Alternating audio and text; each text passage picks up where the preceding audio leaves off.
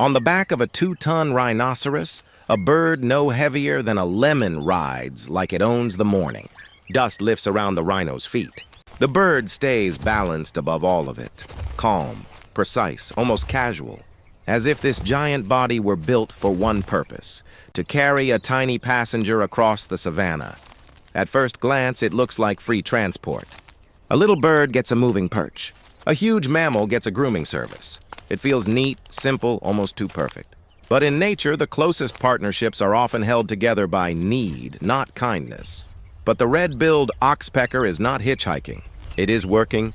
From sunrise onward, it follows large mammals because a living body offers what the grass cannot: concentrated food, protection from the ground, and a higher place to watch the world. A rhino is a walking landscape of food. Its thick hide collects parasites, loose skin, dried secretions, and the tiny blood-rich opportunities that oxpeckers know how to find. To the bird, this is not just an animal. It is a feeding territory with legs. As the rhinoceros pushes through thorn scrub and waist-high grass, the bird scans every crease in the armor. It hops over the shoulders, along the spine, around the ears, and down the flank, looking less like a passenger and more like a specialist reading a map only it can understand. It starts where the skin folds deepest. Around the ears, neck, eyelids, and joints, parasites can hide where hooves and horns cannot reach. The oxpecker probes these sheltered places with quick, practiced movements, searching the softest seams on the toughest mammal in the landscape. Blood-filled ticks are the prize. The bird plucks them from wrinkles and hairless edges, sometimes swallowing them whole, sometimes working them free with a sharp sideways tug. Every successful pull is tiny, but repeated all day. It turns the rhino into a moving buffet. The rhino usually tolerates the attention. An ear flicks, skin twitches. The head shifts once, then settles again. Whatever irritation the bird causes, the giant often allows it, as if the small nuisance is still better than the crawling swarm it targets. From a distance, the pair can look like one of nature's cleanest deals. One animal feeds, the other gets relief. The image is so tidy that it became famous. The little tick bird and its armored client, locked in one of Africa's classic partnerships. But this partnership has an edge. The oxpecker is not a gentle nurse, and the rhino is not always a grateful patient. Under close observation, the relationship starts to look less like a fair exchange and more like a negotiation that keeps changing shape. Oxpeckers do not only take parasites. They may also feed on earwax, dead skin, dandruff, and in some cases peck at open wounds. That means the bird can help its host in one moment and irritate it in the next. That is the twist hidden inside this tiny escort service. The bird following the rhino is not loyal in the human sense. It is opportunistic. It stays because the rhino provides access to food that is hard to find anywhere else in such dense, reliable patches. So why does a rhinoceros put up with a bird that sometimes goes too far? Because the transaction does not end at feeding. A rhino gives the bird a platform and a pantry, but the bird may give the rhino something even more valuable in return: time, because a black rhinoceros lives in a world it cannot always see. Its hearing is good. Its sense of smell is strong, but its eyesight is notoriously poor, especially when danger approaches through brush, shadow, or the wrong direction of wind. The oxpecker lives in the opposite world. It is light, elevated, restless, and visually alert.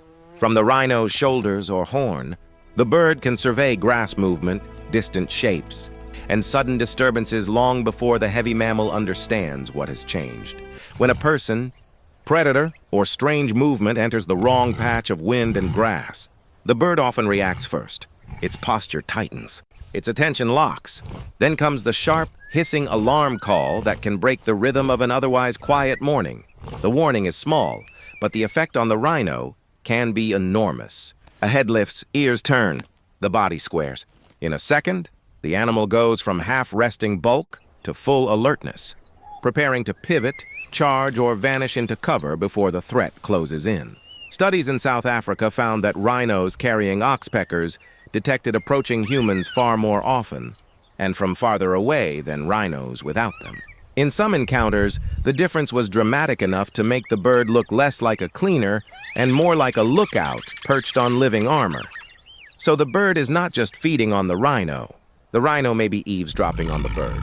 And in landscapes where humans have become one of the deadliest threats a rhinoceros can face, that tiny alarm system may matter far more than a few removed ticks, and that may be why it stays close from sunrise to dusk. A rhino is not simply safe transport. It is a profitable route. Where the rhino goes, new parasite loads, fresh scent trails, stirred insects, and new feeding chances appear through the day. The rhino keeps moving, and movement matters. A stationary rock cannot flush flies from grass. A tree trunk cannot walk into new patches of shade, mud, or grazing pressure. But a rhinoceros carries the bird through a changing field of opportunities, hour after hour. Each slow step through the savanna stirs insects, crosses fresh grazing routes, and passes through new pockets of ticks. The oxpecker benefits from that motion. It is following a machine that keeps manufacturing feeding chances simply by being large, warm, and alive in parasite country. The bird also gains something even more valuable than food: height. From the curve of the back or the base of the horn, it gets a raised platform above the grass, above the flies, and above much of the confusion on the ground. On a broad gray body, the world becomes easier to read. Not every large mammal is this permissive. Some hosts shake, stamp, twitch, or actively dislodge oxpeckers when pecking becomes too much. But rhinos, with their thick skin and huge tolerance for discomfort, can be among the hosts that let the bird stay longer than others might. Around midday, when heat flattens the air and the rhino stands in shade or near a wallow, the oxpecker keeps working. It inspects the damp edges of drying mud, searches around the ears again, and waits out the hottest hours on a host that remains both shelter and food source. By late afternoon, dust hangs low, shadows grow long, and the partnership becomes easiest to understand. The bird is still there. The rhino is still moving. One carries vigilance in feathers. The other carries mass, smell, and a whole ecosystem of edible hitchhikers in its skin. This is not friendship in the human sense. It is a bargain written in hunger and vulnerability. Sometimes the bird helps. Sometimes it does both before the light has changed. Across Africa's open country, the giant and the small one move on together, stitched by hunger, warning, and the uneasy peace of survival. The rhino does not need affection from the bird. The bird does not need innocence from the rhino. All they need is for the bargain to keep working until night closes over the grass. Factual basis for script. Red-billed oxpeckers feed on ticks and other material from large mammals, sometimes peck at wounds, and can function as an early warning system for rhinos. Black rhinos with oxpeckers detected approaching humans more often and from farther away in South African research.